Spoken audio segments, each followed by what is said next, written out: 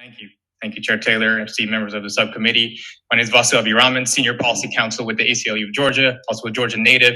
I've been a poll worker or an election worker at least 6 times over the last 2 years. We believe responsible elections policymaking should be grounded in the reality of our election system. We heard Chair Fleming and some others earlier mention that people don't want to be a part of this system. The reality is that there's no staff, there's no money, there's no time left in this system.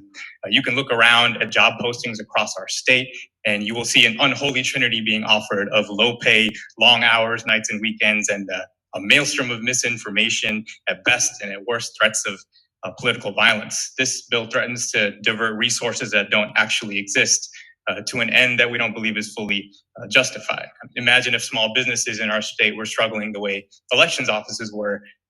We would ask, would you consider a bill to open up small businesses in our state to IRS-style audits that could be launched by untrained members of the public? We do understand that there may be a good faith intent behind this bill, but if we're grounding elections policymaking in the reality of our current system, we would not be advancing this kind of bill. Now, if this bill were to advance, we do have recommendations to possibly make it better, creating a limit on the potential number of requests to inspect ballots and records, restricting who is allowed to inspect these ballots, just like we restrict who is allowed to launch a voter challenge in each different county, restrict the number of times a single entity is allowed to inspect ballots, provide limitations around timing, perhaps keeping these ballots from being inspected within 45 days of a given election, and so forth. We have a lot of recommendations there, but our core recommendation here, with what elections offices are already facing, implementing SB 202 and SEV rules, a new voter registration system called Jarvis, which we do support, but we know there'll be resources that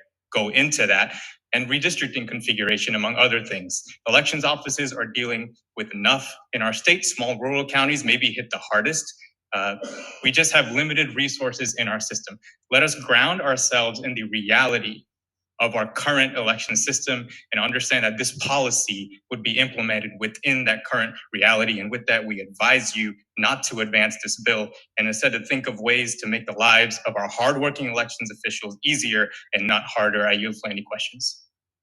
You don't have any questions. Thank you very much for sharing with us.